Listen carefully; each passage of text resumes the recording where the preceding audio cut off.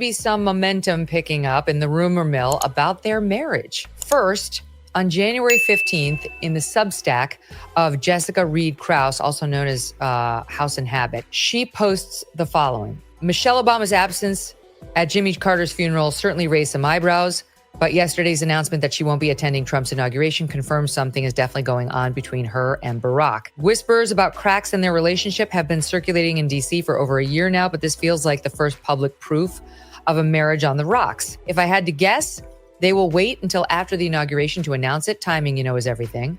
And yet the story doesn't end there. For months, I've heard Jennifer Aniston's name tied to Barack. Then Jessica cites a DM she received the day before. Quote, he's with Jennifer Aniston. My old manager, now a friend, is connected to her inner circle. At a gathering with Jennifer's friends, the affair came up casually.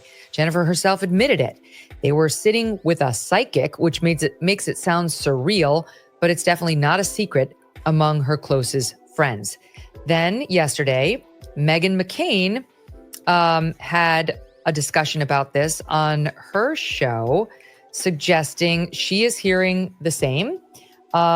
She had on Tara Palmieri, who's a reporter, saying, fast and furious loud, I've been hearing this rumor about the Obamas getting a divorce from reputable people. I'm not talking about TMZ, she says.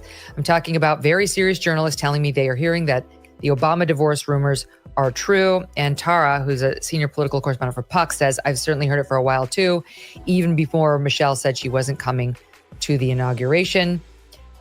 I do not know whether this is true at all, but if it is true, it truly would be a political earthquake in Democrat circles. Never mind America. I don't remember a presidential divorce in modern history.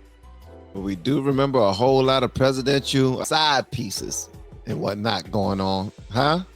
Now, I don't know. I think Barack, this is just me. I don't think that he will pick Jennifer Aniston out of all of the women that he can smash. Like this, do you know how many women out there want to get a piece of Barack? Want a piece of Barack's, Barack? But it's also rumored that he liked the fellas.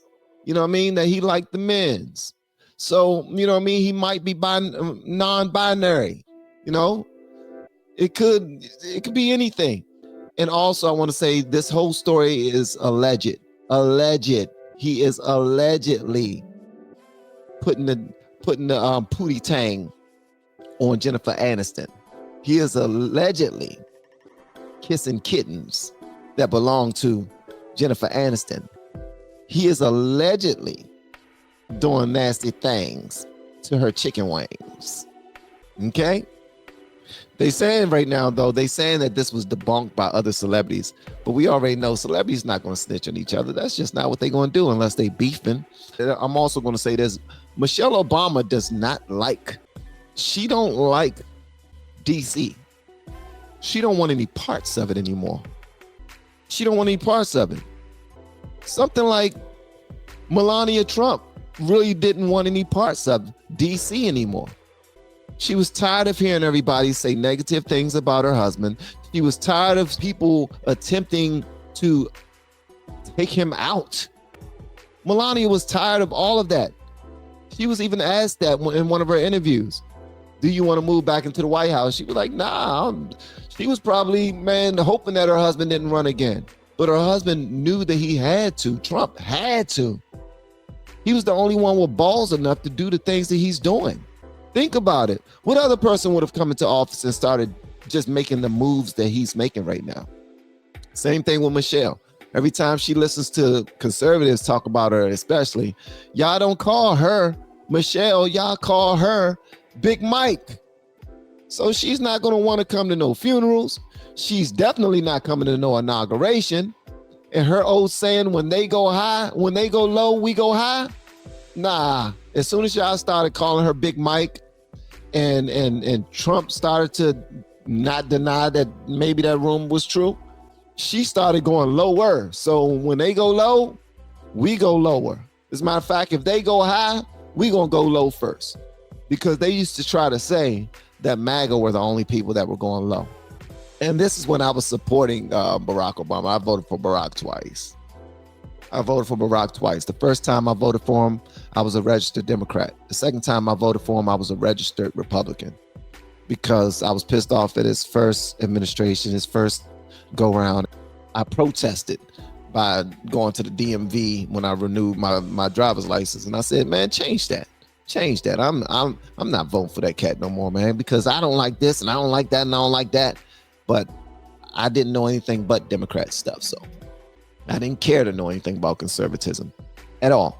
We have been teaching people how to grow online. It's been absolutely amazing. We have 3 people who have been able to reach monetization in less than 30 days. Growing YouTube channels, some from 0 people. We have one guy who had 2 subscribers before he started working with me. He started helping him. His views went up 4.8 million%. We're super excited. If anybody ever want to grow on YouTube, you reach out to me with the word coach. Honestly, I really thought that there were no black people in the conservative party. I thought that there were no black Republicans. And then I'll see 1 or 2 here and there and be like, oh, there's one over there. I don't like him. Oh, there's one over there. I don't like him either. Oh, look, there's another one. I don't like him. I don't like her. And then I started seeing more and more and more and more and more. I'm like, wait a minute. Let me get over this black-white thing and look more into it. And I started realizing that the reason why it's not nearly as much black people in the conservative party is because the conservative party do not target people based off of their race. And when you don't target people based off of their race, you're not trying to manipulate the system and trying to just throw certain things at them so that they can support you.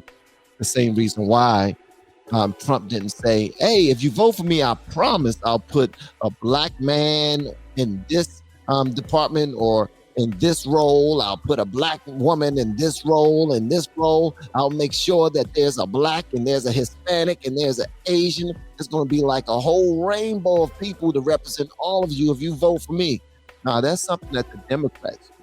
And that's why they're so pissed off right now about DEI being kicked out and people who stress DEI losing their jobs or potentially losing their jobs right now. A little fun fact about me and my journey with politics and whatnot.